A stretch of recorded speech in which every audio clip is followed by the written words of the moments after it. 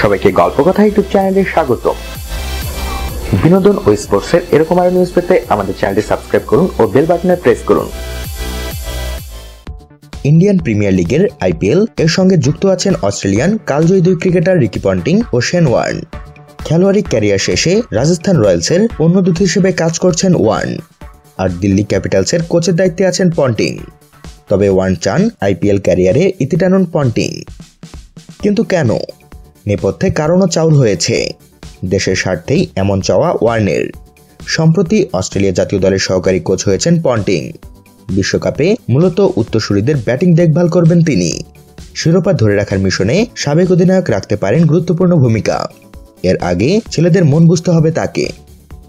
কিন্তু আইপিএলে কোচিং নিয়ে ব্যস্ত থাকলে তাদের সময় দেবেন কখন তিনি? এ টুর্নামেন্ট শেষ হওয়ার পরপরই গড়াবে ক্রিকেটের সর্বোচ্চ আসর। মাঠের অনুশীলনের বাইরেও বহু পরিকল্পনা ও ছক কষার কাজ থাকে সহকারী কোচের। মূলত এ কারণেই একসময় সতীর্থকে আর আইপিএলে দেখতে চাইছেন না তিনি। ওয়ার্ন বলেন, বিরাট কোহলি একটি দলের অধিনায়ক, রোহিত শর্মা আরেক দলের। তাদের দলে অনেক বিদেশি খেলোয়াড় খেলবে যারা নিজ নিজ দেশের হয়ে বিশ্বকাপ খেলতে দায়বদ্ধ।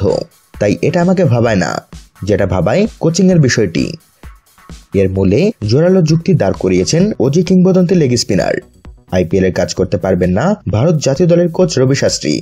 বিসিসিআই থেকে এমন কড়া নির্দেশ আছে, তাহলে পন্টিং কেন আইপিএল এ যুক্ত থাকবেন? ওয়ার্নের প্রশ্ন এখানেই।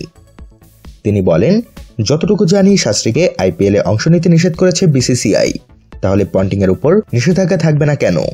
শেষ পর্যন্ত ওয়ার্নের প্রশ্নের উত্তর কি মেলে তাই দেখার। আপাতত তার মন্তব্য নিয়ে চলছে তুমুল হইচই। তো বন্ধুরা, এ বিষয়ে আপনাদের মতামত কি তা জানাতে ভুলবেন না আমাদের কমেন্ট বক্সে। সবশেষে ভিডিওটিতে লাইক ও শেয়ার দিয়ে আমাদের সাথে থাকুন। ধন্যবাদ।